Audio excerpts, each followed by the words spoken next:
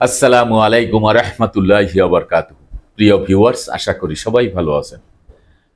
আজকে যে বিষয় নিয়ে আলোচনা করব সে বিষয় হচ্ছে ওয়ারিশ সম্পত্তি বা পূর্বপুরুষের সম্পত্তি আপনি দাগে দাগে না নিয়ে এক দাগে নামজারি করে আপনি এক দাগ থেকেই আপনি সম্পত্তি বেচা বিক্রি হস্তান্তর করতে পারবেন। এতে আইনগত দিক থেকে কোনো বিধিনিষেধ নেই, বা আপনি যদি সেই সম্পত্তি বিক্রিও করে দেন এবং যিনি ক্রয় করবেন তারও কোনো বিপাকে পড়তে হবে না এবং তার কোনো সমস্যা হবে না। এমনই একটি ভিডিও নিয়ে আপনাদের সামনে হাজির হয়েছি। তাই ভিডিওটি না টেনে সম্পূর্ণ ভিডিও দেখার জন্য অনুরোধ রইল। আর ভিডিও দেখার পরে যদি ভালো লাগে মন চায় লাইক কমেন্টস করবেন, শেয়ার করবেন। আর আমাদের চ্যানেলটি যদি ভালো লাগে, আমাদের পরিবারের সদস্য হতে চান, চ্যানেলটি সাবস্ক্রাইব করে পাশে থাকা বেল বাটনটি অন করে দিয়ে আমাদের সাথেই থাকুন। প্রিয় ভিউয়ার্স, ওয়ারিশ সম্পত্তি বা পূর্বপুরুষের সম্পত্তি সাধারণত নিয়ে আলোচনা করতে গেলে মৃত ব্যক্তির সম্পর্কে আলোচনা করতে হয়। যেই ব্যক্তি মৃত্যুবরণ করার পরে উত্তরাধিকার সৃষ্টি হয়, আর এই উত্তরাধিকার সৃষ্টি হলে তার রেখে যাওয়া সম্পত্তি এবং রেখে যাওয়া ওয়ারিশরা সেই সম্পত্তির দাগে দাগে তারা হিস্সা মোতাবেক সম্পত্তি পেয়ে থাকে। এই সম্পত্তি এক দাগ থেকে নেওয়ার কোনো নিয়ম নাই, কোনো আইনেও সেটি বলা হয়নি।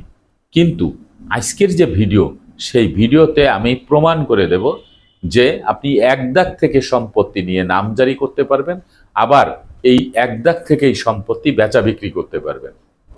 আবার ওই সম্পত্তি যিনি ক্রয় করবেন, গ্রহীতা, তিনিও সেই সম্পত্তি নিয়ে কোনো দ্বিধাদ্বন্দ্বে থাকবে না, কোনো বিপাকে পড়বে না। তিনিও শান্তিপূর্ণভাবে সেই সম্পত্তিতে বসবাস করতে পারবেন। অন্য কোনো ওয়ারিশরাও সেই সম্পত্তি নিয়ে মামলা মকদ্দমা কোনো কিছু করতে পারবে না। তো আমরা যদি ওয়ারিশ সম্পত্তি যদি নিয়ে কথা বলি, তাহলে একজন মৃত ব্যক্তিকে নিয়ে কথা বলতে হবে। যে মৃত ব্যক্তি পৃথিবীতে যখন তিনি ছিলেন তখন সকল সম্পত্তির মালিক কিন্তু তিনি ছিলেন, এবং এই সম্পত্তি রেখে যখন তিনি মৃত্যুবরণ করেছেন তখন উত্তরাধিকার সৃষ্টি হয়েছে, এবং এই উত্তরাধিকার সৃষ্টি হওয়ার ফলে তার রেখে যাওয়া সম্পত্তি দাগে দাগে, ইঞ্চিতে ইঞ্চিতে মালিক হবে হচ্ছে তার রেখে যাওয়া পুত্র সন্তান, কন্যা সন্তান, স্ত্রী, বাবা, মা ইত্যাদি। তার রেখে যাওয়া যে ওয়ারিশরা, সেই সকল ওয়ারিশরা মালিক হবেন, কিন্তু সরাসরি মালিক হয়ে যান না। পূর্বপুরুষের সম্পত্তি সর্বশেষ এসে দাঁড়ায় বাবার উপরে বা মায়ের উপরে। যদি মাতৃকুলের সম্পত্তি হয়ে থাকে, নানার সম্পত্তি, তাহলে মায়ের কাছে এসে, আর দাদার সাইডের যে সম্পত্তি বা দাদার বাবার যে সম্পত্তি, সেই সকল সম্পত্তি বাবার কাছে চলে আসে। তো তাদের মৃত্যুর পরে ওয়ারিশরা সম্পত্তি পেয়ে থাকেন। এখানে আইনগত দিক থেকে বলা হয়েছে, মৃত ব্যক্তির সম্পত্তি যত সময় পর্যন্ত আপোষ বন্টননামা দলিল না হবে তত সময় পর্যন্ত এই সম্পত্তি অবিভক্ত হিসেবেই থেকে যাবে। এই অবিভক্ত সম্পত্তি থেকে যদি কোনো ব্যক্তি তার ইচ্ছা মতো, তিনি তার হিস্সা মোতাবেক যদি 10% সম্পত্তি পায়, তিনি এক দাগ থেকে যদি বিক্রি করে দেয়, তাহলে সেটি হবে আইন বহির্ভূত কাজ। অবশ্যই তাকে আপোষ বন্টননামা করতে হবে।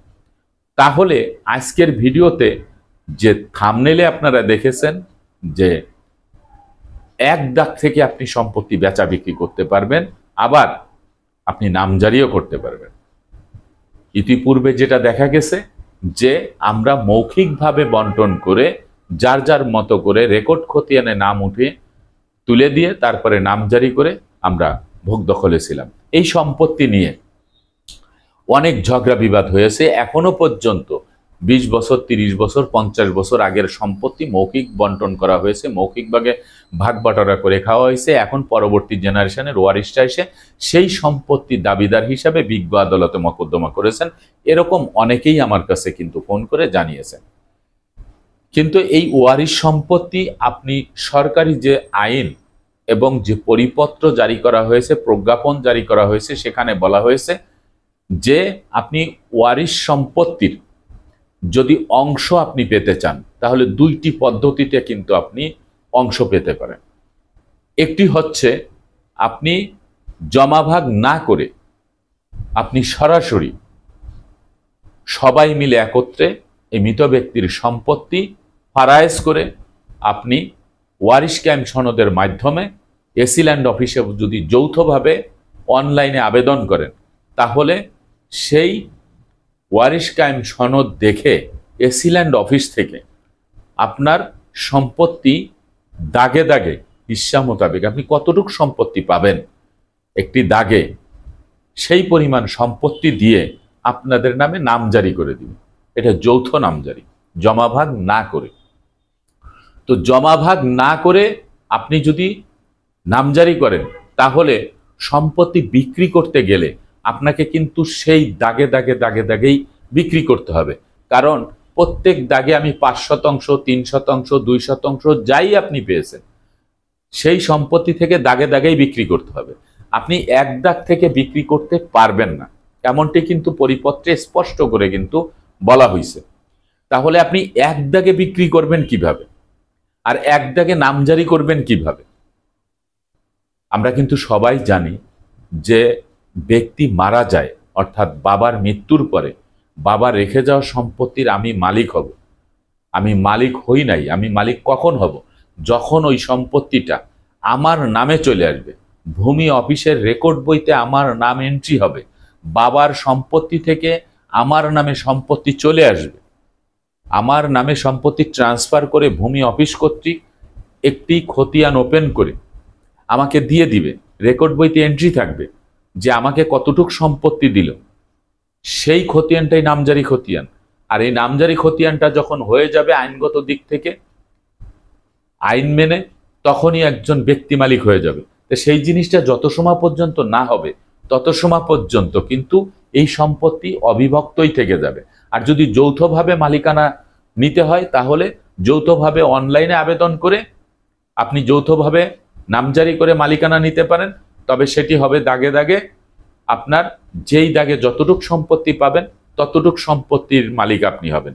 দাগে দাগে বিক্রি করতে হবে। আর যখনই আপনি আপোষ বন্টননামা দলিল করে ফেলবেন, এই আপোষ বন্টননামা দলিল করার সময় আপনি যদি 3 দাগে সম্পত্তি না নিয়ে আপনি এক দাগে সম্পত্তি নেন এবং অন্য ভাইরাও যদি এক একটা দাগে যদি সম্পত্তি নেয়, সবাই আপোষে মিলমিশ করে একটি দলিল সৃষ্টি করা হবে। সেই দলিলে উল্লেখ করা থাকবে যে আমি 1200 এক দাগে আমার 10% সম্পত্তি চাই।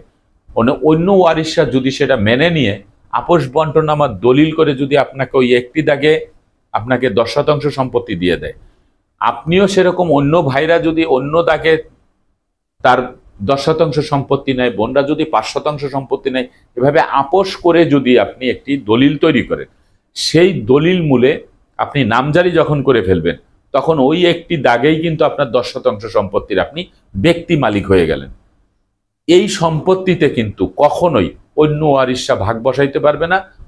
এই সম্পত্তি তারা কোনোদিন দাবি করতে পারবে না। পরবর্তী প্রজন্মে যে সমস্ত ওয়ারিশরা আসবে তারাও কিন্তু এই সম্পত্তি দাবি করতে পারবে না। এই এক দাগের সম্পত্তি যখন আপনার নামে নামজারি হয়ে যাবে তখন এই এক দাগের সম্পত্তি আপনি বিক্রি করতে পারবেন, আপনার নামে নামজারি করতে পারবেন, আপনি যা খুশি তাই করতে পারবেন। আপনি শুধু ওই সম্পত্তির মালিক এক দাগের। এ ব্যতীত কোনোভাবেই আপনি এই সম্পত্তি বেচা বিক্রি করতে পারবেন না।